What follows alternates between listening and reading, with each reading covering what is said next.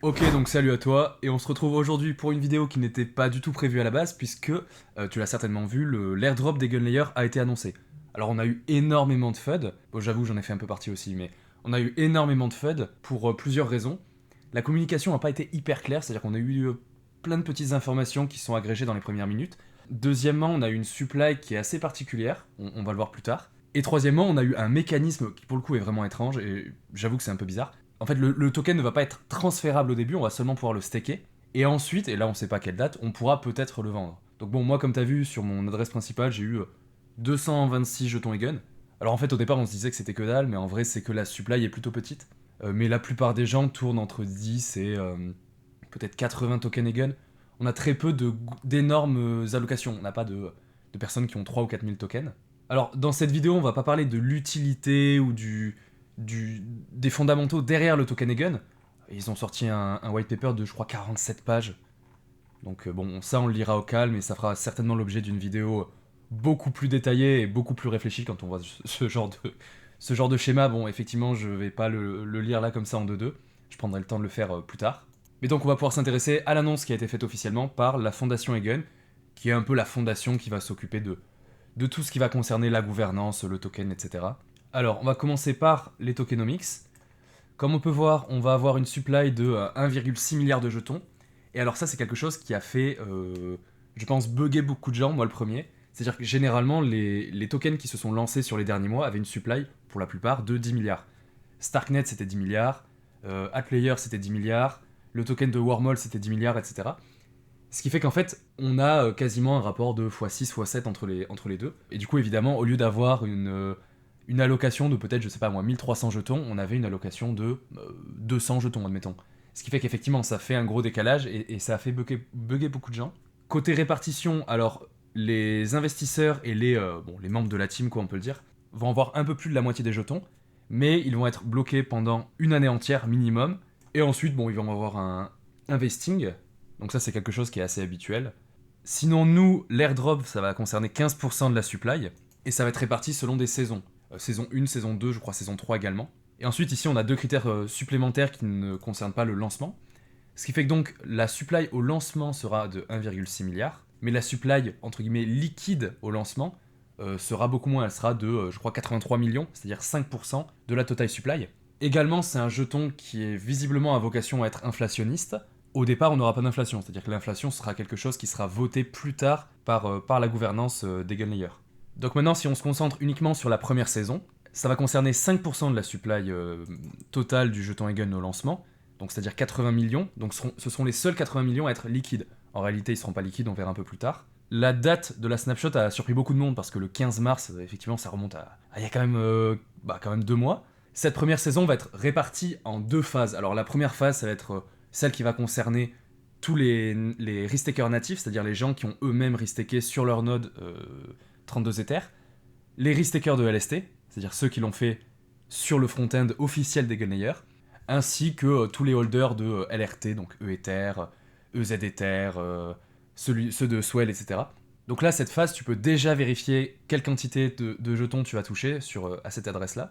Mais ce claim-là, pour l'instant, c'est pas claimable, hein, mais ce claim-là ne va pas du tout concerner toutes les stratégies qui vont être un peu plus complexes. Donc par stratégie complexe, on va entendre Pendle, Fluid, très certainement également ce qui va concerner les chaînes un petit peu exotiques, donc ZK-Link Nova, Mod, donc par exemple notamment le fameux Ionic sur Mod qui permettait de mettre un petit peu d'effet de levier. Donc ça, ce sont des points qui vont être distribués plus tard, donc ils disent visiblement dans environ un mois, et ça concernerait 10% de la saison 1, c'est-à-dire 0,5% de la supply initiale.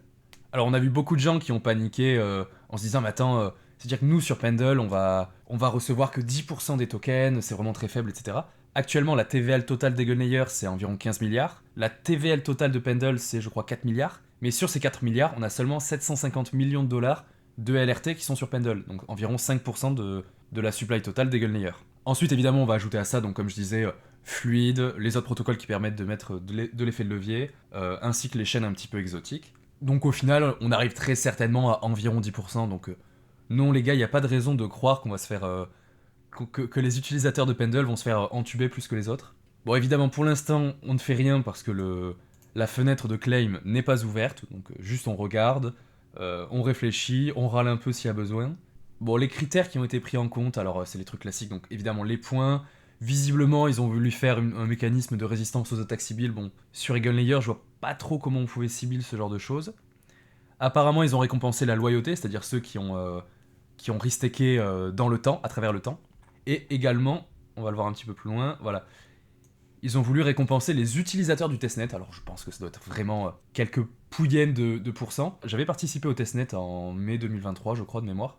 Le problème, c'est qu'ici, on peut pas voir la part de chaque critère dans notre éligibilité totale.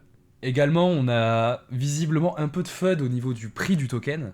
Alors c'est assez particulier parce que donc on a une supply totale au lancement de 1,6 milliard de jetons. Sauf que cette supply totale, elle sera pas liquide. C'est-à-dire que donc les investisseurs, les contributeurs sont vestés, et les 30% ici ne sont pas disponibles. Et sur l'airdrop, on n'a que 5% qui va être entre guillemets disponible. Alors pourquoi je dis entre guillemets disponible? Ces 80 millions de jetons, en réalité, ils ne seront pas transférables au TGE. C'est-à-dire qu'on pourra les avoir dans notre wallet, mais on ne pourra pas les envoyer sur une autre adresse. Ce qui fait qu'on pourra tout simplement pas les vendre. Pour l'instant, on n'a pas de date d'à quel moment on pourrait les vendre. Ça dépendra certainement en partie de la fondation, donc en partie de la DAO, etc., qui va se mettre en place, et en partie de l'évolution du protocole. Pour ça, il faudrait lire plus attentivement le white paper, mais bon. Mais bon, c'est pas l'intérêt de la vidéo du jour. Donc on se retrouve dans une situation où les gens, avec leurs jetons, ne vont rien pouvoir faire d'autre que staker leurs jetons Egon, qui va servir un petit peu de la même manière que les Ethers restakés, à assurer de la sécurité économique aux protocoles qui vont être validés. Bref, tout ça on connaît la chanson, c'est quand même le truc habituel. Moi, d'un côté, j'ai la tentation de staker, puisque Egon Layer, c'est un projet que je suis depuis très longtemps, je suis très impliqué dedans, etc. Mais en même temps, je me dis, ça veut dire qu'on a que 80 millions de tokens entre guillemets liquides à l'instant T. En réalité, ils sont pas du tout liquides. Donc ça signifie que si à un moment ou l'autre, on a un lancement du jeton, c'est-à-dire qu'on est capable de le vendre, si par exemple sur 80 millions, on a les 3/4 qui sont stakés, ça veut dire qu'on aurait un lancement avec seulement 20 millions de tokens. 20 millions de tokens, c'est la supply de Bitcoin, hein. Autant dire que le jeton, il vaudra pas 1 ou 2 dollars. Il vaudra très certainement au moins quelques dizaines de dollars, ça c'est sûr et certain. Donc je vais réfléchir, je vais peut-être staker avec une partie et garder le reste entre guillemets liquide pour le moment où on pourra le vendre. Je m'étais embêté à faire le calcul avec un prix initial de 12 dollars. Avec un prix initial de 12 dollars, j'obtenais un APR de 90% sur l'ensemble de mon farming natif. Parce que oui, donc encore une fois, on compte pas Pendle et compagnie. 90% c'est ok, mais ça veut dire que si on sort à 36%, en fait, on est à quasiment 300% APR. Ce qui, pour le coup, quand même, commence à être vraiment très bon. D'autant plus que l'airdrop d'Egon Layer, comme c'est un airdrop sur lequel il fallait staker ou restaker, en réalité, c'est plus une forme de liquidity mining que d'airdrop. Ça, c'est quelque chose qui a souvent été répété et qui est complètement vrai. Bref, donc effectivement, on n'a pas trop d'informations et ça a été un petit peu... Les formulations étaient un petit peu bizarres et le choix de ne pas rendre le jeton transférable est aussi un peu bizarre. C'est ce qu'on avait eu avec le token Diva. Mais à part ça, je vois pas vraiment de raison de FUD, à part bon, le fait que c'est un airdrop, donc à chaque fois qu'on a un airdrop, on a des gens mécontents, etc.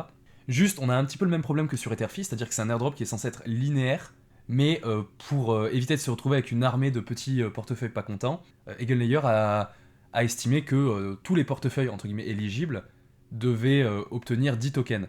Donc en fait, c'est linéaire, sauf pour les petits. Donc ce qui fait qu'en fait, c'est un peu la classe moyenne de la crypto qui se fait un petit peu entubé sur le coup, mais bon, c'est comme ça visiblement.